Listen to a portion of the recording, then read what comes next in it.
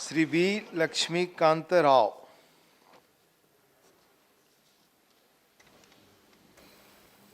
I am thankful to the chair for having me this opportunity of taking part in the discussion about the central universities.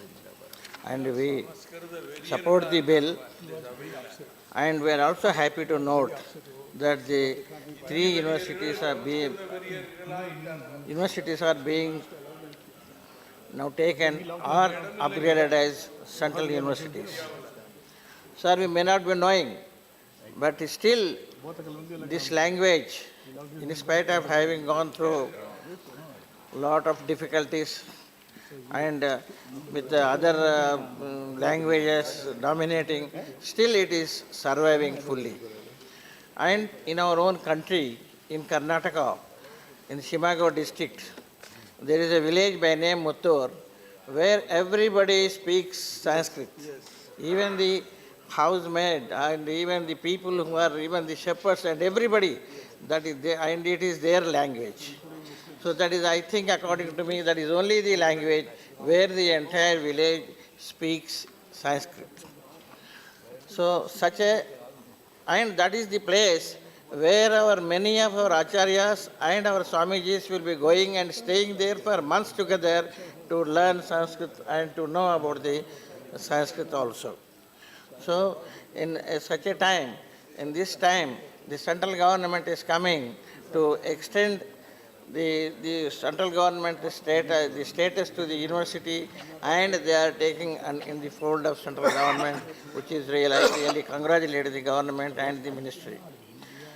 But sir, while making the bill, there are one or two points which are to be made.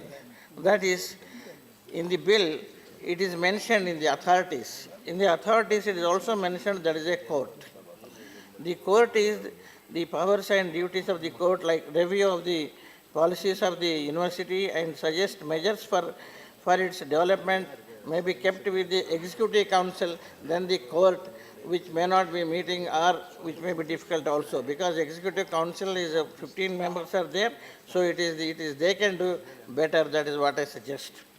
And then in otherwise also, there is one amendment, sir, for the benefit of the students, that if a student is punished or if it is detained for want of attendance or for anything, so if he is detained, the authority is not executive council, is executive council that is mentioned. But I suggest the executive council will not be meeting so frequently, and normally in any of the universities in the country or everywhere, the authority to examine or the appeal for the student when he is stopped or restricted or whatever it is, or for the want of attendance, it is vested with the university principal or the vice chancellor. So instead of taking it to the executive council, better we give that authority to the vice chancellor or the other persons. Please conclude. And like any other, so afterwards, supposing if he wants to go for appeal or anything, he has got other courts open. Which conclude. Are I will move to the next speaker now. And please conclude now.